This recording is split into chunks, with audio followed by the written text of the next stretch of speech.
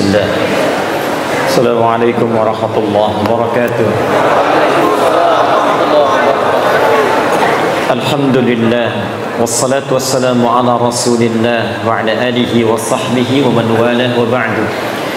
Mulai sekarang ayo coba buat kebiasaan rajin baca Quran. Ya, bagus gerakan, bangun. One day one juz, one day nisfu juz, half of juz, setengah juz boleh. One day one rubu', seperempat juz boleh, silakan. Bangun kebiasaan. Walaupun one day one ayat, satu hari satu ayat boleh, silakan. Walaupun heran juga. Alif lam mim. Sudah dulu. Yang penting surga. Tambah. Yuk tambah. Ayo. Nah, membaca ini nanti mengantarkan pada kemuliaan yang kedua. Kedua, ada ahli Quran, rajin mengkaji Al-Quran. Bacanya sedikit. Nggak seperti yang lain, 1 juz sehari. Dia ini sehari paling banyak 10 ayat. Tadi masih ingat hadis khairukum man ta'allama al-Qur'ana wa 'allama. Diriwayatkan oleh Abu Abdurrahman As-Sulami dari Ali bin Abi Thalib radhiyallahu taala anhu dari Nabi sallallahu alaihi wasallam. Kata Abu Abdurrahman As-Sulami, perhatikan, saya belajar Quran dari sekelompok orang. Siapa orang yang dimaksud? Sahabat. Karena belajarnya langsung dari sahabat. Ini menunjukkan belajar Al-Quran itu mesti ada guru. Belajarnya bukan 1-2 orang, belajar. Begitu belajar, kata beliau, wallahi demi Allah, ketika belajar itu kami tidak belajar banyak, paling banyak baca 10 ayat. Walam natajawaz anha, dan tidak pernah kami melewati 10 ayat itu illa annaquma bi'amaliha, kecuali kami mengamalkan dulu apa yang telah kami pelajari. Dibacanya nggak banyak. Alif lam mim sampai wa ulaika humul muflihun, 5 ayat, tapi orang ini tafsirnya dibuka. Oh, ada orang bahagia hidupnya. Oh, ada orang diberi petunjuk oleh Allah. Siapa orang ini? Rajin salat, rajin infak, rajin baca Al-Quran. Paham dia artinya, paham maknanya, maka dia kerjakan saat itu. Dia keluarkan semua jenis salat, fardunya, sunnahnya, rawatibnya, duhanya, salat wudunya, salat syuruknya, keluarkan, dan dia berusaha menunaikannya. Infak dia kejar. Apa saja jenis infak? Ada 5. Quran surah kedua ayat 215. Wa yas'alunaka madza yunfiqun, kepada siapa kamu mesti berinfak? Qul ma anfaqtum min khair, katakan kalau mau infak berikan yang baik-baik. Lil walidain, pertama orang tua, wal aqrabin, keluarga terdekat, wal yatama, anak yatim, wal masakin, orang miskin, wabis sabil, orang yang kekurangan bekal. Kejar oleh dia. Ke orang tua, kerja. Begitu dapat kemudian gaji, telepon orang tua, mama, hari ini aku punya hadiah spesial. Apa itu nak? Tunggu saja. Begitu datang, dibungkuslah sebuah hal yang sangat diinginkan oleh ibundanya. Dituliskan kemudian di atasnya, terima kasih mama telah mengandung saya, bersabar merawat saya, memberikan ASI untuk saya. Ini gaji pertama saya berikan untuk mama. Walaupun belum bisa memberikan apa-apa, semoga dengan ini doa Anda mengantarkan kita ke surga. Dibuka. Masya Allah. Begitu dibuka, handphone terbaru. Bukan. Dipeluk anaknya. Nah, bukan karena handphonenya, tapi karena cintamu kepada mama. Mama ridho dengan engkau. Ini ambil aja handphonenya. Yang penting engkau mencintai mama. Sudah cukup mendoakan kita untuk ke surga. Berpelukan keduanya, mengalir air matanya, dan hadirlah di situ nilai-nilai kemuliaan. Itulah infak terindah. Bacanya cuma 5 ayat, tapi ngamalkannya yang luar biasa. Makanya banyak sahabat yang hafal Quran itu puluhan tahun. Umar bin Khattab radhiyallahu taala anhu 20 tahun. Ada yang 40 tahun. Abu Abdurrahman As-Sulami itu 40 tahun. Padahal beliau pebisnis. Masya Allah, jualan, dagang, macam-macam. Ketika mendengar hadis Nabi tadi, khairukum man ta'allama al-Qur'ana wa 'allamah. Kalau kamu pengen jadi orang hebat, maka mendekat kepada Al-Quran. Maka beliau sambil berusaha tadi menjadi ahli Quran. Belajar Quran, baca, amalkan. Sampai mengatakan, tidak pernah ada yang menempatkan saya pada status yang terbaik saat ini, kecuali hadis tadi. Maka ayo, kalau tidak sempat punya banyak waktu baca 1 juz per hari, setidaknya baca 1 ayat, lihat tafsirnya, amalkan isinya. Maka Anda masuk golongan yang kedua. Hati-hati, kata Amr bin As radhiyallahu taala anhu, perhatikan kalimatnya. Aku dapati di era Nabi banyak orang yang cuma hafal 1 surat tapi mengamalkan isinya dengan sepenuh jiwanya. Tapi nanti aku prediksikan di masa kini dan akan datang akan banyak orang hafal 30 juz saking mudahnya seperti meminum air.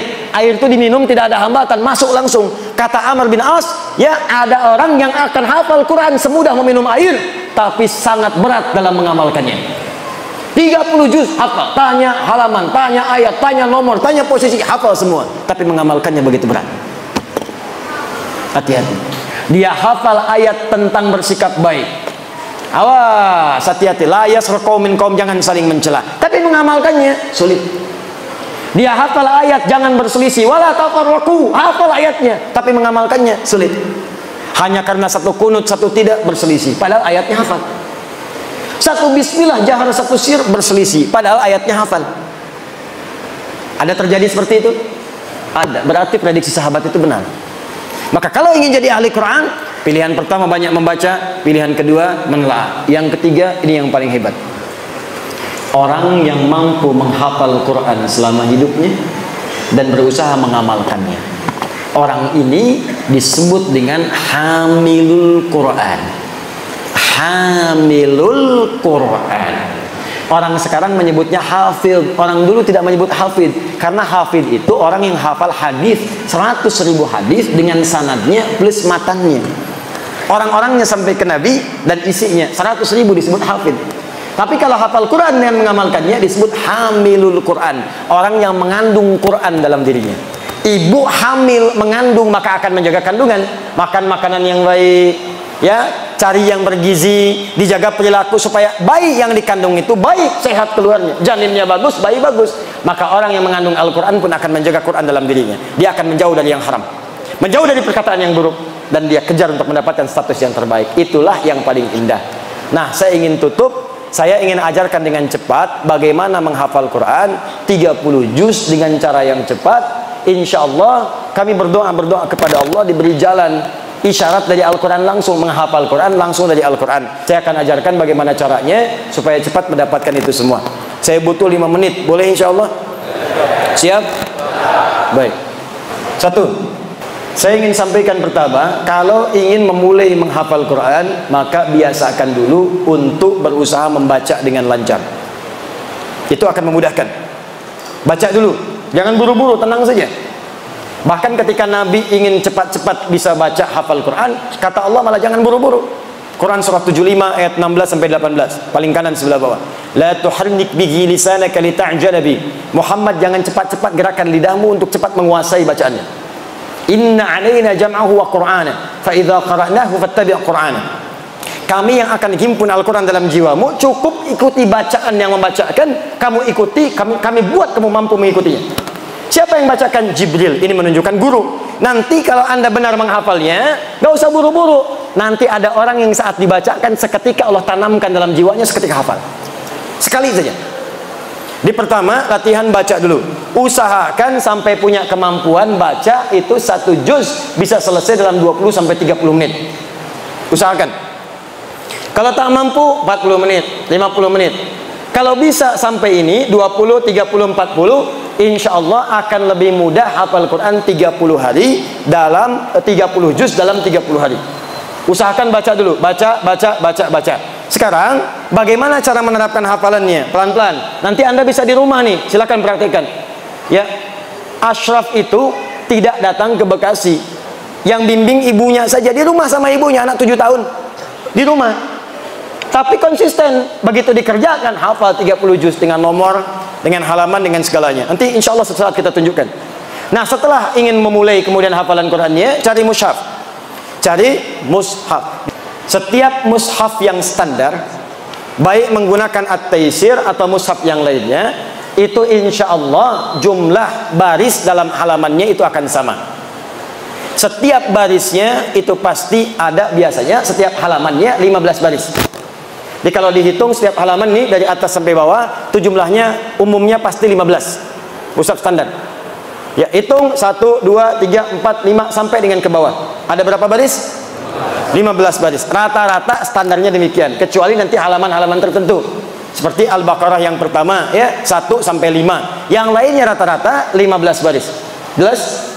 Baik.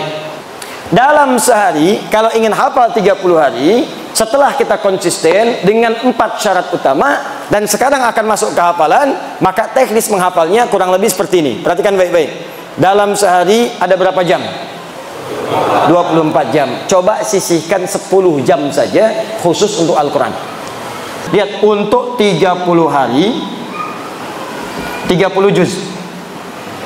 Kalau ingin 30 hari 30 juz, tolong sisihkan sehari 10 jam saja untuk Al-Quran.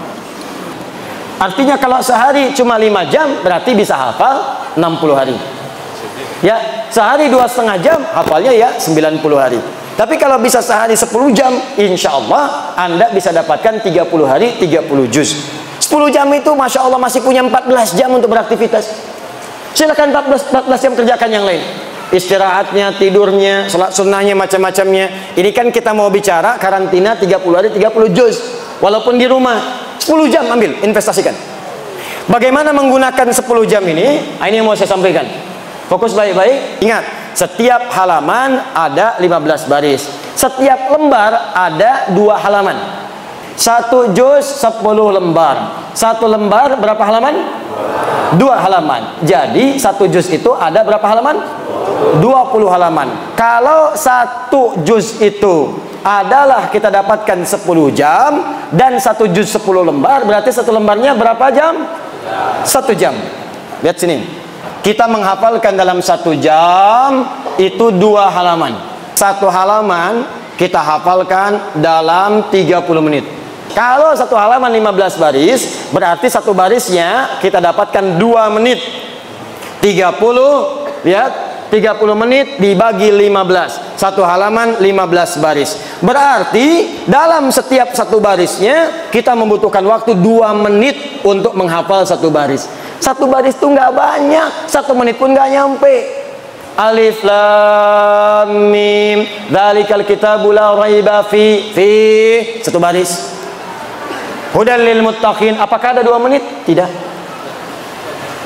Jadi sebetulnya kita punya kemampuan 2 menit, apalagi kalau rajin baca. Baca. Makanya tadi saya katakan dari awal, coba biasakan baca sampai kita lancar baca. Kalau sudah lancar, menghafalnya mudah. Jangankan mau menghafal, sering baca itu, mau dihafalkan sudah hafal. Coba, kenapa banyak orang-orang sekarang, bahkan dulu hafal Yasin? Padahal nggak pernah berusaha menghafal. Karena sering dibaca, baca, hafal. Karena itu awal membiasakan membaca supaya kemudian bisa lancar, itulah yang menjadikan kemudian kita bisa mudah untuk menghafalkannya. Jadi 1 lembarnya ada 2 halaman, 1 halaman 15 baris, setiap barisnya 2 menit. Kalau konsisten setiap baris 2 menit, maka insya Allah dalam 30 hari Anda akan menamatkan 30 juz. Bahkan yang paling dahsyat, ada nih anak-anak, rekor paling cepat 7 hari. 7 hari. Karena kebiasaan dan cintanya kepada Al-Quran. Nah, apakah setiap yang lancar bacaannya menghafal seperti ini bisa hafal 30 hari? Belum tentu. Karena ada 4 syarat yang lainnya. Saya percepat. 1 adalah keikhlasan, ikhlas. Lakukan karena Allah. Termasuk jangan pernah terlintas menghafal Quran pengen jadi hafid. Kalau pengen jadi hafid, gak usah menghafal Quran, ganti nama jadi hafid. Perempuannya hafidzah. Lalu fotolah samping boneka hafid dan hafidzah. Sudah, ikhlas lillah. Mau dikasih berapa juz pun terserah, yang penting saya cari pahala. 2, fokus. Gunakan fokus. Kalau kita menatap saja, maka yang dihasilkan 20%. Mendengar saja 40%. Mendengar, menatap dan fokus itu 100%. Sudah penelitian. Yang ketiga, jadikan Quran sebagai prioritas. Kalau Anda bekerja sebagai prioritas, bisa berangkat gelap, pulang gelap. Sebelum subuh sudah berangkat kerja. Malam-malam pulang, untuk apa? Dapat sesuatu, prioritas bisa dikerjakan. Kalau Quran sudah jadi prioritas, maka insya Allah lebih cepat kita dapatkan. Yang keempat, ini yang terakhir, ini yang paling penting. Bergaul dengan teman-teman yang satu visi. Duduk di lingkungan yang dekat dengan ahli Quran. Siapkan, jangan sendirian. Kalau bisa cari partner untuk memudahkan kita untuk mendapatkan Al-Quran yang kita harapkan. Jelas insya Allah? Baik, itu yang bisa disampaikan malam hari ini. Jadi kesimpulannya, saya ingin mudah-mudahan dengan izin Allah kita berjumpa kembali di surga kelak sebagai ahli Al-Quran, menghadap Allah sebagai ahli Al-Quran. bertemu Rasulullah sebagai ahli Al-Quran, dan kita mendapatkan janji Allah wafatnya husnul khatimah dan jasadnya dijaga oleh Allah utuh sampai dengan hari kiamat sebagai ahli Al-Quran. Saya ingin sampaikan terakhir, ada orang Turki hidupnya cinta dengan Al-Quran. Saking cintanya dia menuliskan mushaf dengan tangannya sendiri. Dia baca Quran dari situ sampai kemudian wafat. Singkatnya, setelah wafat, ini kisah nyata, setelah wafat, ini nyata luar biasa, setelah wafat mushafnya kemudian tidak ditemukan. Anaknya saat menunaikan haji di Madinah, tiba-tiba kemudian masuk ke satu toko, ditemukanlah mushaf bapaknya di situ dalam tulisan tangan. Heran, ini dari mana mushaf? Kata orang ini, saya temukan dari seorang penjaga kubur yang datang ke sini dari satu kuburan menjual mushaf ini karena menginginkan satu kebutuhan. Mana orangnya? Ketika dikejar bertemu dengan orang itu, dikejarlah. Dari mana kamu temukan mushaf ini?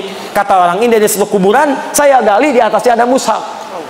Begitu diajak kemana? Di mana tunjukkan kuburannya? Diantarkan ke sana. Begitu dibuka, ternyata kelihatan jasad bapaknya masih utuh. Yang tidak banyak orang tahu, bapaknya ini dikuburkan di Turki. Tiba-tiba munculnya di Baqi di kota Nabi. Ini yang dimaksud oleh Nabi Shallallahu Alaihi Wasallam, almar'u ma'aman ahabba. Seorang itu akan diwafatkan bersama yang paling dicintai. Kalau dia cinta dengan Rasulullah, dia akan bertemu dengan Rasulullah. Dia cinta dengan Al-Quran, maka dia akan disatukan dengan Qurannya dan menjadi syafaat untuk kehidupannya sampai kembali kepada Allah Subhanahu Wa Taala. Kita berdoa kepada Allah Subhanahu Wa Taala, mudah-mudahan Allah mengabulkan doa-doa kita, dan semoga Allah Subhanahu Wa Taala memberikan kemuliaan kepada kita semua. Sebelum berdoa, sesuai janji saya, supaya janji saya tertepati. Assalamualaikum Ustaz. Assalamualaikum warahmatullahi wabarakatuh. Boleh rujukannya Ustaz? Kitab-kitab rujukan karya Mbah Hashim Asy'ari yang ringan untuk dipelajari. Adabul Alim wal Muta'allim. Kitab pertama ditulis oleh beliau. Beliau menulis 19 kitab. Kitab pertama Adabul Alim wal Muta'allim. Kitab adab penuntut ilmu, bagaimana cara mencari ilmu, bagaimana cara mengajarkan ilmu. Itu kitab bagus sekali, isinya hadis-hadis Nabi sallallahu alaihi wasallam karena beliau pun ahli hadis. Silahkan pelajari kitabnya. Kami mengajarkan kitab ini di Masjid Al-Azhar di Bekasi. Besoknya saya mengajar, malamnya saya bermimpi bertemu Gus Dur. Saya katakan, Gus, besok saya mau ngajar kitab ini. Beliau kemudian tersenyum. Itu saja. Kitab keduanya Risalah Ahlu Sunnah wal Jamaah, bicara tentang masalah akidah. Di situ disebutkan tentang akidah yang berlaku di tanah Jawa dan sekitarannya, dan akidah-akidah yang menyimpang. Misal disebutkan oleh beliau, misal mohon maaf, wa minhum al-abahiyun. Di antara ahli bid'ah itu bid'ah akidah, bukan bid'ah fikih. Adalah abahiyun. Siapa mereka? Orang-orang yang bagus amalannya sebetulnya ahli zikir, cuman salah kesimpulan jadi konslet. Bagaimana konsletnya? Dia berzikir banyak sehingga menyimpulkan salah. Saya karena banyak zikir sudah dekat dengan Allah. Karena sudah dekat dengan Allah, maka tidak berlaku bagi dia la yantabiqu alaihi al-amru wan nahyu. Sudah tidak berlaku lagi perintah dan larangan. Allah perintahkan sholat, dia sudah nggak sholat lagi. Kenapa? Bagi dia orang sholat itu baru latihan. Kalau sudah dekat Allah, nggak perlu sholat lagi. Ala bidzikrillah tatmainnul qulub. Yakinlah dengan zikir kepada Allah, itu hati menjadi tentram. Aqimi sholata li dzikri, tunaikan salat supaya ingat kepadaku. Kata mereka, kami sudah ingat, jadi nggak perlu salat lagi. Maka orang ini, kata beliau, orang ini aliran yang menyimpang, bid'ah dhalatun mudillatun.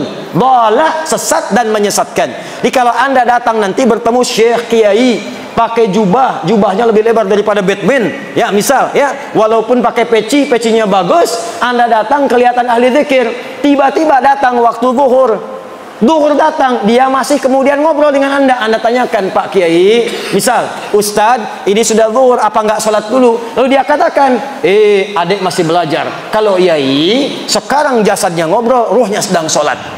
Kata Mbah Hashim, itu orang menyimpang. Tinggalkan orang itu, karena dia bukan bagian dari Ahlus Sunnah dengan akidah yang benar. Nanti kitabnya banyak lagi. Kitab keempatnya An-Nurul Mubin fi Mahabbati Sayyidil Mursalin. Di kitab itu diajarkan bagaimana cara mencintai Nabi sallallahu alaihi wasallam.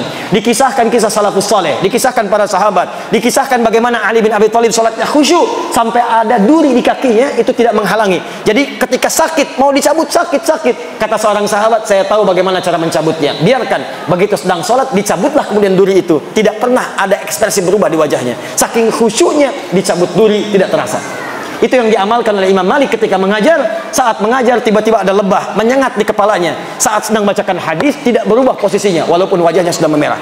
Anda bayangkan, saya belum bisa begitu. Ya, sedang mengajar di Sengat Lebah. Saya berhenti. Masya Allah. Itu diantaranya. Jadi kalau ingin belajar salat khusyuk, ingin belajar mencintai Nabi, ada banyak buku-bukunya. Silahkan dapatkan bukunya di toko-toko terdekat. Wallahu ta'ala a'lam. Saya mencintai para ulama-ulama kita. Saya berdoa kepada Allah sampai saya jalan. Saya pergi ke Aceh belajar nasab.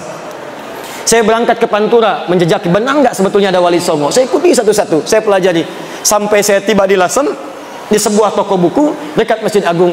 Saya bermohon pada Allah, saya ingin menemukan kitab ulama kita. Dari jauh kelihatan satu kitab seperti ini besarnya. Ya, tebalnya seperti ini. Masya Allah, begitu saya temukan, gembira saya luar biasa. Satu-satunya kitab ternyata itu berisi 19 kitab karya Syekh Muhammad Hashim bin Asy'ari. Saya punya koleksi-koleksi lagi kitab-kitab yang lainnya. Ada, dan hebatnya ditulis dengan bahasa Arab. Ulama-ulama kita banyak yang punya karya, insya Allah ya. Ustadz, apakah lebih baik kuliah dulu baru menikah atau kuliah sambil nikah? Mustahil ada orang kuliah sambil nikah. Mustahil. Masya Allah, Masya Allah, Masya Allah. Nggak ada orang kuliah sambil nikah. Kuliah ya kuliah, nikah ya nikah. Kalau mau nikah ya izin kuliah dulu. Baik ya. Boleh menikah dengan perempuan sekampung? Tidak sekampung mau dinikahi kan? Sama juga dengan yang ini, menikah sambil kuliah.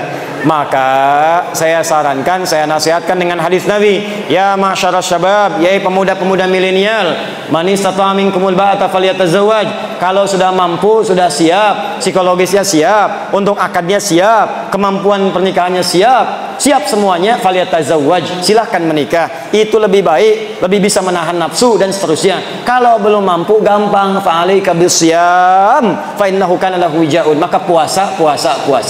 Cek dulu, kalau dengan menikah itu mohon maaf misalnya bisa lebih maslahat, lebih baik silahkan menikah. Tapi kalau dengan menikah itu misalnya lebih mengganggu pada pelajaran, tidak bisa konsentrasi, tidak bisa maksimal, maka banyak-banyak puasa insya Allah. Jelas ya? Kalaupun sedang belajar tiba-tiba wafat misalnya, maka itu dihitung sebagai syahid, di akhirat diberikan minimal 70 bidadari. Masya Allah. Ya. Kalau syahid, kalau tidak ya tawakal saja ya. Saya sudah jawab 2, minimal sudah saya jawab, sehingga saya menepati janji saya insyaallah. Mari kita berdoa kepada Allah Subhanahu wa taala. Semoga doa kita diijabah oleh Allah Subhanahu wa taala, diampuni dosa-dosa kita dan diijabah semua hajat kita. Ada 3 sunnah Nabi dalam berdoa dalam ta'lim. 1 cukup dengan hamdalah, 2 kifaratul majlis kalau ada hal yang dipersengketakan, dan 3 berdoa Nabi, sahabat mengikuti. Saya ingin gabungkan ketiganya, mudah-mudahan fadilahnya dan keberkahannya disempurnakan oleh Allah Subhanahu wa taala.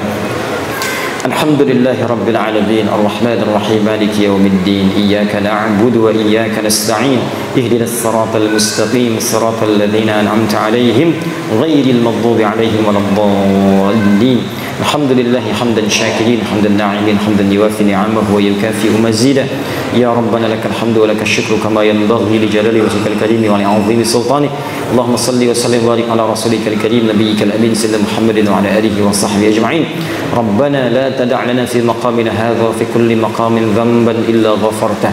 Ya Allah, kami mohon jika ada satu orang hamba pun yang datang ke ta'lim pengajian di malam hari ini datang dengan lumuran dosa, jangan biarkan dia meninggalkan majlis ta'lim ini kecuali Engkau telah ampuni segala dosa-dosanya. Allahumma wala hamman illa farajtah. Jika di tempat ini ada yang pernah gelisah hatinya, jangan biarkan dia meninggalkan majlis ilmu ini kecuali Engkau telah tenangkan keadaan jiwanya.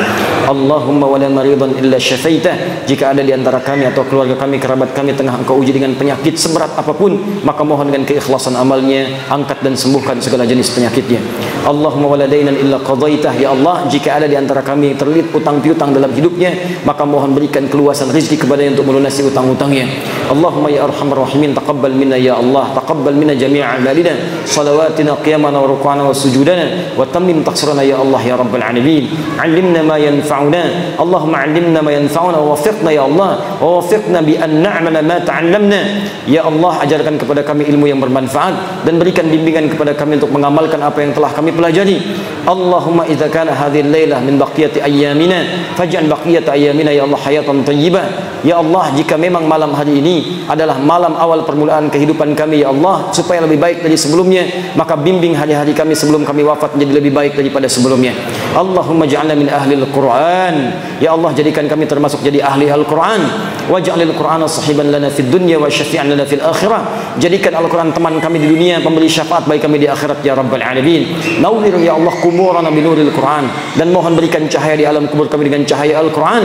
Ya Allah, idza kana hadhihi al-laila min akhir ayyamina faj'al ya Allah akhir ayyamina husnal khatimah. Ya Allah, jikapun malam ini malam terakhir kami hidup, mohon jadikan malam ini sebagai husnul khatimah. Tawaffana muslimin biqauli la ilaha illallah Muhammadur Rasulullah. Ya Allah, wafatkan kami dengan mampu mengucapkan kalimat la ilaha illallah Muhammadur Rasulullah. Wa ajib kalimatan min qaulika ya ayyatuhan nafsul mutmainnah irji'i ila rabbika radiyatan mardiyah fadkhuli fi ibadi wadkhuli jannati. Ya Allah, mohon jawab kalimat kami di akhir hidup kami, di sakarat maut kami ya Allah, dengan kalimat-Mu ya ayyatuhan nafsul mutmainnah. Hei jiwa-jiwa yang tenang, irji'i ila rabbika radiyatan mardiyah. Cepat pulang kepada Rabb-Mu, aku ridha dengan amal-Mu, Engkau pun akan ridha dengan pemberianku. Wadkhuli fi ibadi wadkhuli jannati. Masuk ke dalam golongan hamba-Ku, aku siapkan surga untuk-Mu. Allahumma ya arhamar rahimin, tubna ilaika ya Allah. Ya Allah, kami tobat di malam hari ini. Kami tobat ya Rabb. Jauhkan kami dari maksiat. Jangan Engkau wafatkan kami dalam keadaan sedang bermaksiat ya Rabbal Alamin. Allahumma tawaffana ya Allah wa nahnu taibun. Wafatkan kami sedangkan kami orang-orang yang tobat. Ampuni dosa-dosa kami ya Allah. Allah hafaz ulama'ana. Jaga para ulama kami ya Rabbal Alamin. Waj'alhum mukhlasin fi da'watihim. Jadikan mereka orang-orang ikhlas dalam beramal. Waj'al umara'ana udala, dan jadikan para pemimpin kami orang-orang yang adil dalam kehidupan mereka ya Arhamar Rahimin. Allahumma rabbana atina fid dunya hasanah, fil akhirati hasanah wa qina adzaban nar. Bifadlika subhana rabbika rabbil izzati amma yasifun. Wassalamun alal mursalin. Wa akhiru da'wana subhanakallahumma bihamdika asyhadu an la ilaha illa anta astaghfiruka wa atubu ilaik. Alhamdulillahi rabbil alamin.